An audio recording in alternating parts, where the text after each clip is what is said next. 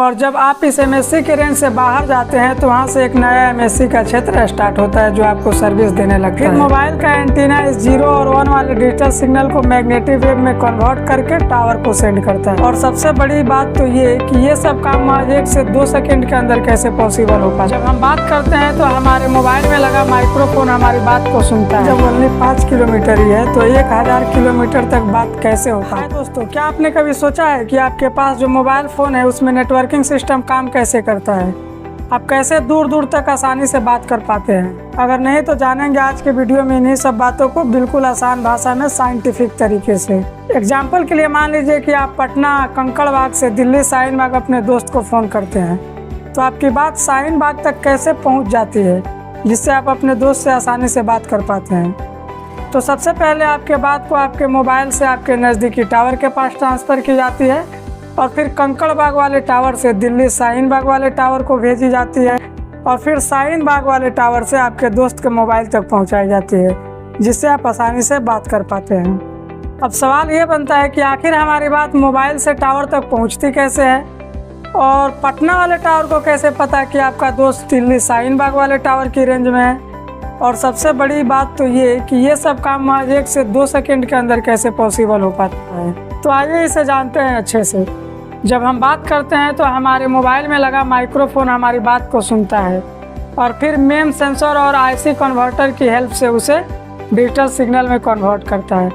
Digital signal basically 0 और 1 के रूप में होता है। एग्जाम्पल के लिए मान लीजिए आप जैसे बोलते हैं हेलो कौन, तो 0 1 1 0 ये हो गया आपका हेलो और 0 1 1 0 ये कौन हो गया, ऐसे ये हेलो कौन हो गया। इसी तरह से आगे का प्रोसेस होता है। फिर मोबाइल का एंटीना इस 0 और 1 वाले डिजिटल सिग्नल को मैग्नेटिक वेव में कन्वर्ट करके टावर को सेंड करता है और आपके आसपास 3.5 से 4 किलोमीटर की रेंज में जो टावर होता है वो इसे कैच करता है। किसी भी टावर की रेंज ओनली 5 किलोमीटर ही होती है। सवाल ये बनता है कि किसी भी टावर की रेंज जब ओनली 5 किलोमीटर ही है तो 1000 किलोमीटर तक बात कैसे हो पाती है। अब यहाँ से स्टार्ट होता है ऑप्टिकल फाइबर केबल का काम। ऑप्टिकल फाइबर या कांच के बने तार होते हैं जो लगभग इंसान के बाल जितना बारीक होता है और ये photos, videos, audio, phone calls ये सब डाटा को एक जगह से दूसरे जगह लाइट की स्पीड से पहुंचाने में सक्षम है। इसके इसी तेज़ स्पीड के कारण ही आज हम डिजिटल ज़माने में live TV show, live cricket matches ये सब देख पाते हैं। ऑप्टिकल फाइबर के थ्रू पूरे इंडिया के हर एक दूसरे जगह से कनेक्टेड है।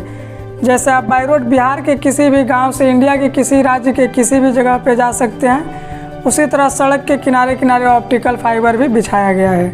जहां सड़क नहीं है, आप बाई रोड नहीं जा सकते, वहां भी समुंदर के नीचे से ऑप्टिकल फाइबर केबल बिछाया गया है। जैसे हाल फिलहाल में इंडियन गवर्नमेंट ने अंडमान के लिए तमिलनाडु से अंडमान तक 2300 किलोमीटर ऑप्टिकल फाइबर समुंदर के रास्ते से बिछाया।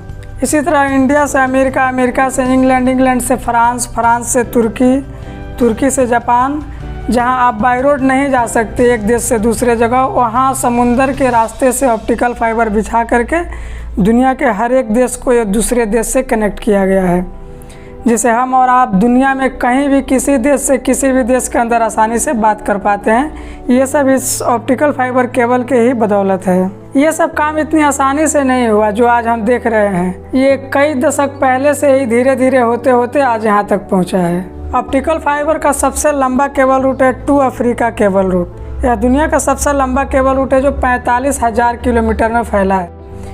अफ्रीका, यूरोप और एशिया 3 बड़े महादेश को जोड़ते हुए 43 देश से होकर के गुजरता है। और दूसरा सबसे बड़ा ऑप्टिकल फाइबर का केबल रूट है CME-V3। यह लगभग 39,000 किलोमीटर में फैला है।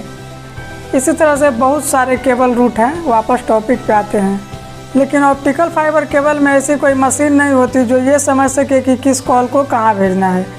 जैसे आप पटना से फ़ोन किए दिल्ली और वो इसे पहुँचा दे हैदराबाद।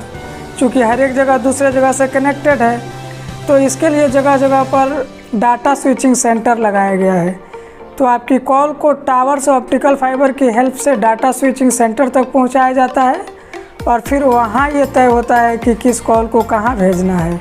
डाटा स्विचिंग सेंटर, इसे मोबाइल स्विचिंग सेंटर भी कहते हैं, शॉर्टकट में MSC।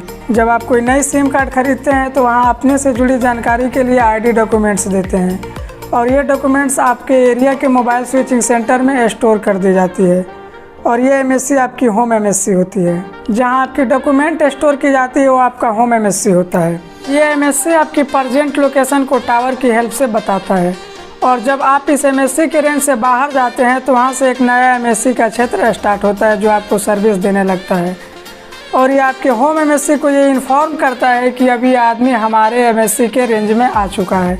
तो इस तरह से आप कहीं भी रहे आपके होम एमएससी को ये ज़रूर पता होता है कि आप कहाँ हैं और एग्जैक्ट आपकी कॉल को वहीं ट्रांसफ़र की जाती है, बशर्ते आपका मोबाइल फ़ोन स्विच ऑन होना चाहिए। इसी एमएससी की हेल्प से पुलिस मुजरिमों की फ़ोन ट्रैक करके उनको पकड़ पाती है। आप अपने दोस्त को पटना कंकड़बाग से फ़ोन करते हैं तो आपके दोस्त की होम एमएससी में जाती है जहां ये पता चलता है कि आपका दोस्त शाहीन बाग वाले टावर की रेंज में है और वहां आपकी कॉल को ट्रांसफ़र की जाती है ऑप्टिकल फाइबर की हेल्प से, जिससे आप आसानी से अपने दोस्त से बात कर पाते हैं।